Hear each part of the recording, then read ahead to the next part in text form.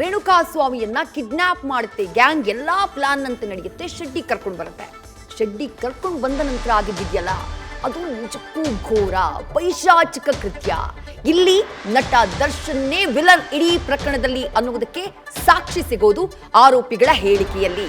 ರೇಣುಕಾ ಶೆಡ್ಗೆ ಬರ್ತಾ ಇದ್ದ ಹಾಗೆ ಗ್ಯಾಂಗ್ ನರ ರಾಕ್ಷಸರಂತೆ ವರ್ತನೆ ಮಾಡಿತು. ರೇಣುಕಾ ರಘು ಬಿಟ್ಟು ಎಲ್ರಿಗೂ ಶೆಡ್ನಿಂದ ಗೇಟ್ ಪಾಸ್ ಅನ್ನ ಕೊಡ್ತಾರೆ. ಬಳಿಕ ರೇಣುಕಾ ಬಟ್ಟೆ ಬಿಚ್ಚಿ ಸಿನಿಮಾ ಸ್ಟೈಲ್ ನಲ್ಲಿ ಅಟ್ಯಾಕ್ ಮಾಡಲಾಗಿತ್ತು. ನಂತರ ಕೆಲವೇ ಕ್ಷಣಗಳಲ್ಲಿ ದರ್ಶನ್ ಎಂಟ್ರಿ ಕೊಡ್ತಾರಂತೆ ಶೆಡ್ಗೆ. ನಟ ದರ್ಶನ್ ಹಲ್ಲೆಯಿಂದ ರೇಣುಕಾ ಸ್ವಾಮಿ ನರಳಾಡೋದಕ್ಕೆ ಶುರು ಮಾಡ್ತಾನೆ. ಆತನ ಸ್ಥಿತಿಯನ್ನ ಕಂಡು ಆತನ ಆರ್ತನಾದ ಕಂಡು ಅನು ಹಾಗೆ ಜಗ್ಗು ಜೊತೆಗೆ ರವಿ ಗಾಬರಿಯಾಗಿದ್ರಂತೆ. ಇದಾದ ಬಳಿಕ ರೇಣುಕಾ ಸತ್ತಿದ್ದಾನೆ ಅಂತ ಹೇಳಿ ಹೊರಗಡೆ ಬಂದಂಥ ರಾಘವೇಂದ್ರ ಹೇಳ್ತಾನೆ. ಇತರ ಆರೋಪಿಗಳಿಗೆ ಡೀಟೇಲ್ಸ್ ನಮ್ಮ ಪ್ರತಿನಿಧಿ ಸಂದೇಶ್ ನೀಡ್ತಾ ಹೋಗ್ತಾರೆ. ಸಂದೇಶ್, ಇಡೀ ಪ್ರಕರಣದ ಮುಖ್ಯ ಹಂತ ಇದೇನೆ. ಇಡೀ ಪ್ರಕರಣದಲ್ಲಿ ದರ್ಶನ್ ಅವರ ಕ್ರೌರ್ಯ ಬಯಲಾಗುವುದು ಇದೇ ಶೆಡ್ನಲ್ಲಿ. ಏನಂತ ಹೇಳಿದ್ದಾರೆ ಆರೋಪಿಗಳು ತಮ್ಮ ಸ್ಟೇಟ್ಮೆಂಟ್ ಅನ್ನ ಕೊಡುವಂತಹ ಸಂದರ್ಭದಲ್ಲಿ? ಸಂದೇಶ್,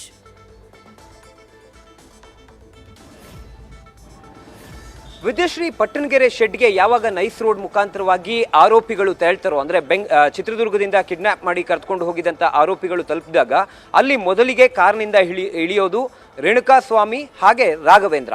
ಅವರಿಬ್ಬರು ಮಾತ್ರ ಇಳಿತಾರೆ. ಇನ್ನುಳಿದಂಥವರು ಅಲ್ಲೇ ಕಾರಿನ ಬಳಿಯೇ ನಿಂತ್ಕೊಳ್ತಾರೆ, ಶೆಡ್ನಿಂದ ಒಂದು 50 ಮೀಟರ್ ದೂರದಲ್ಲಿ. ಆಗ ಶೆಡ್ನ ಒಳಗಡೆಗೆ ರಾಘವೇಂದ್ರ ರೇಣುಕಾ ಸ್ವಾಮಿ ಅವರನ್ನ ಕರೆಸಿ ರಾಘವೇಂದ್ರ ಶೆಡ್ನ ಬಾಗಿಲಲ್ಲೇ ನಿಂತ್ಕೊಂಡಿರ್ತಾರೆ.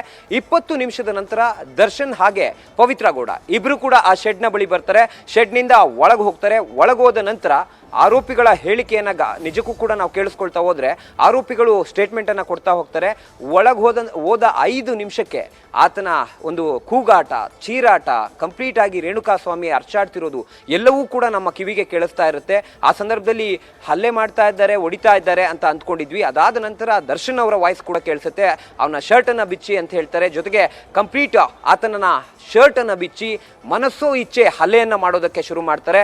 ಸುಮಾರು 1 ಗಂಟೆಗಳ ಕಾಲ ಒಂದು ಕಡೆ ರೇಣುಕಾ ಸ್ವಾಮಿಯ ಒಂದು ನರಳಾಟ ಕೇಳಿಸ್ರೆ ಅಥವಾ ಆತನ ಕೂಗಾಟ ಕೇಳಿಸ್ರೆ, ಮತ್ತೊಂದು ಕಡೆ ದೌರ್ಜನ್ಯದ ಧ್ವನಿಗಳು, ಜೊತೆಗೆ ಕೆಟ್ಟ ಅವಾಚ್ಯವಾಗಿ ಬೈತಿರುವಂತಹ ಶಬ್ದಗಳು ಕಂಪ್ಲೀಟ್ ಆಗಿ ದರ್ಶನ್ ಅವರ ವಾಯ್ಸ್ ಅನ್ನ ಕೂಡ ಹೊರಗೆ ನಿಂತಿದ್ದಂತಹ ಆರೋಪಿಗಳು ಕೇಳಿಸ್ಕೊಳ್ತಾರೆ. ಜೊತೆಗೆ ಅವರ ಜೊತೆಯಲ್ಲಿದ್ದಂತಹ ಸಹಚರರ ವಾಯ್ಸ್ ಅನ್ನ ಕೂಡ ಕೇಳಿಸ್ಕೊಳ್ತಾರೆ.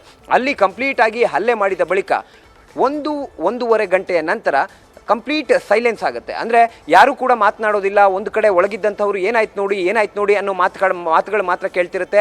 ಇದೇ ಸಂದರ್ಭದಲ್ಲಿ ಒಂದು 5 ನಿಮಿಷ ಬಿಟ್ಟು ರಾಘವೇಂದ್ರ ಶೆಡ್ನಿಂದ ಹೊರಗಡೆ ಬರ್ತಾನೆ.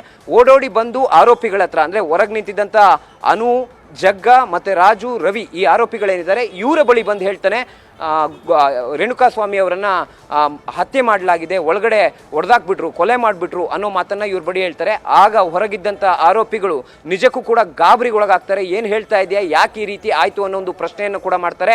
ಅದಾದ ನಂತರ ಆಗಿದ್ದಾಗಿದೆ, ಈಗ ದರ್ಶನ್ ಅವರು ನಮಗೆ ಹಣವನ್ನು ಕೊಡ್ತಾರೆ, ಎಲ್ಲರಿಗೂ 5 ಲಕ್ಷ ಹಣ ಸಿಗುತ್ತೆ, ಹಾಗಾಗಿ ನಾವು ಇಲ್ಲಿಂದ ಆ ಮೃತದೇಹವನ್ನು ಸಾಗಿಸ್ಬಿಡೋಣ ಅನ್ನೋ ಮಾತನ್ನ ಹೇಳ್ತಾರೆ. ಆಗ ರವಿ ಬಿಲ್ಕುಲ್ ಈ ವಿಚಾರಕ್ಕೆ ಒಪ್ಪೋದಿಲ್ಲ. ಅಂದರೆ ನಾನು ಯಾವುದೇ ಕಾರಣಕ್ಕೂ ಕೂಡ ಈ ಥರ ವಿಚಾರಕ್ಕೆ ಬರೋದಿಲ್ಲ, ನನ್ನ ಕಾರ್ನಲ್ಲಿ ಮೃತದೇಹವನ್ನು ಇಡೋದಿಲ್ಲ ಅಂತ ಹೇಳ್ತಾರೆ. ಆಗಲೇ ಇನೋವಾ ಕಾರನ್ನು ತರಿಸ್ತಾರೆ. ಅಂದರೆ ನಿನ್ನ ಕಾರ್ನಲ್ಲಿ ಬೇಡ, ಓಕೆ ನಿನ್ನ ಕಾರ್ನಲ್ಲಿ ನಾವು ಟ್ರಾವೆಲ್ ಮಾಡೋದು ಬೇಡ, ಇನೋವಾ ಕಾರನ್ನು ತರಿಸ್ತಾರೆ, ಬೇರೆ ಕಾರ್ ತರಿಸ್ತಾರೆ ಅಂತೇಳಿ ಸ್ಕಾರ್ಪಿಯೋ, ಇನೋವಾ ಇವೆರಡೂ ಕಾರ್ಗಳು ಕೂಡ ಬರ್ತವೆ.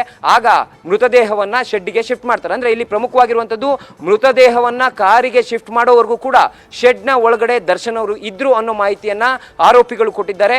ಯಾವಾಗ ಮೃತದೇಹ ಶಿಫ್ಟ್ ಆಗುತ್ತೋ ಅದಾದ ನಂತರ ಶೆಡ್ನಿಂದ ದರ್ಶನ್ ಅವರು ಕೂಡ ಟ್ರಾವೆಲ್ ಮಾಡ್ತಾರೆ. ಅಂದರೆ ಆ ಶೆಡ್ನಿಂದ ಹೊರಗಡೆ ಬರ್ತಾರೆ. ಅದಾದ ನಂತರ ಆರೋಪಿಗಳು ಕಂಪ್ಲೀಟ್ ಆಗಿ ರವಿ ವೆಹಿಕಲ್ ಅನ್ನ ಡ್ರೈವ್ ಮಾಡ್ತಾರೆ, ಇನೋವಾ ವೆಹಿಕಲ್ನೆಲ್ಲ. ಅದರಲ್ಲಿ ಮೃತದೇಹವನ್ನ ಇಟ್ಟು ಅದನ್ನ ಸುಮ್ನಹಳ್ಳಿ ಬ್ರಿಡ್ಜ್ ಬಳಿ ತೆಗೆದುಕೊಂಡು ಹೋಗಿ ಬಿಸಾಡಿ ಬರುವಂತ ಕೆಲಸವನ್ನ ಮಾಡ್ತಾರೆ. ಈ ಕಂಪ್ಲೀಟ್ ಸಿನಾರಿಯೋಲ್ಲಿ ಅಂದ್ರೆ ಆ ಮೃತದೇಹವನ್ನ ತೆಗೆದುಕೊಂಡು ಹೋಗುವಂತಹ ಸಂದರ್ಭದಲ್ಲಿ ಅಲ್ಲಿ ಅನು ಇರೋದಿಲ್ಲ. ಅಂದ್ರೆ ಅನು ನಾನು ಯಾವುದೇ ಕಾರಣಕ್ಕೂ ಕೂಡ ಕಾರನ್ನು ಹತ್ತೋದಿಲ್ಲ, ನಿಮ್ ಜೊತೆ ಬರೋದು ಇಲ್ಲ ಅನ್ನೋ ಮಾತನ್ನ ಹೇಳಿ ಈಗೇನು ಅನು ಅವರ ತಂದೆ ಚಂದ್ರಪ್ಪ ಅವರು ಮೃತಪಟ್ಟಿದ್ದಾರೆ, ಆ ಆರೋಪಿ ಎಲ್ಲಿಗೂ ಕೂಡ ಹೋಗೋದಿಲ್ಲ, ಆ ಶೆಡ್ನ ಹೊರಭಾಗದಲ್ಲೇ ಕುಂತಿರ್ತೀನಿ, ನೀವು ಬಂದ್ರೆ ನಾವು ಚಿತ್ರದುರ್ಗಕ್ಕೆ ಹೋಗ್ಬಿಡೋಣ ಅಂತ ಹೇಳ್ತಾರೆ. ಆಗ ಆತನನ್ನ ಶೆಡ್ನ ಬಳಿಯೇ ಬಿಟ್ಟು ಇಷ್ಟೂ ಜನ ಹೋಗಿ ಮೃತದೇಹವನ್ನ ಸುಮ್ನಹಳ್ಳಿ ಬ್ರಿಡ್ಜ್ ಬಳಿ ಬಿಸಾಡಿ ಆ ನಂತರ ವಾಪಸ್ ಬಂದು ಇಟಿಯೋಸ್ ಕಾರ್ನಲ್ಲೇ ಮತ್ತೆ ಚಿತ್ರದುರ್ಗಕ್ಕೆ ವಾಪಸ್ ಆಗಿರ್ತಾರೆ. Vidyashree, right, thank you Sandesh. ತಮ್ಮೆಲ್ಲ ಡೀಟೇಲ್ಸ್ಗೆ ಒಟ್ಟಾರೆಯಾಗಿ ಇಡೀ ಪ್ರಕರಣದಲ್ಲಿ ನಟ ದರ್ಶನ್ ಅವರ ಪಾತ್ರ ಏನು, ಆ ಶೆಡ್ಗೆ ರೇಣುಕಾ ಸ್ವಾಮಿಯನ್ನ ಕರ್ಕೊಂಡು ಹೋದಂತಹ ನಂತರದಲ್ಲಿ ತೋರಿಸಿದಂಥ ಕ್ರೌರ್ಯ ಏನು, ಅದಾದ ಬಳಿಕ ಬಾಡಿಯೇ ಡಿಸ್ಪೋಸ್ ಆಗಿದ್ ಹೇಗೆ, ಹಣದ ಆಮಿಷವನ್ನ ಒಡ್ಡಿದ್ಯಾವ ರೀತಿ, ಸರೆಂಡರ್ ಆಗಿ ಅಂತ ಬಂದು ಕೇಳಿದ್ಯಾವ ರೀತಿ, ಇದೆಲ್ಲದರ ಬಗ್ಗೆ ಚಿತ್ರದುರ್ಗದಲ್ಲಿ ಸರೆಂಡರ್ ಆಗಿರುವಂತಹ ಆರೋಪಿಗಳು, ಶರಣಾಗತಿಯಾದ ಆರೋಪಿಗಳು ತನಿಖಾಧಿಕಾರಿಯ ಮುಂದೆ ಕೊಟ್ಟಿರುವಂತಹ ಸ್ಟೇಟ್ಮೆಂಟ್ನಲ್ಲಿ ಈ ಎಲ್ಲ ವಿಚಾರಗಳನ್ನ ಉಲ್ಲೇಖ ಮಾಡಲಾಗಿದೆ. ನ್ಯೂಸ್ ಫಸ್ಟ್ ನಿರ್ಭೀತಿಯಿಂದ ನಿಮ್ಮ ಪರವಾಗಿ.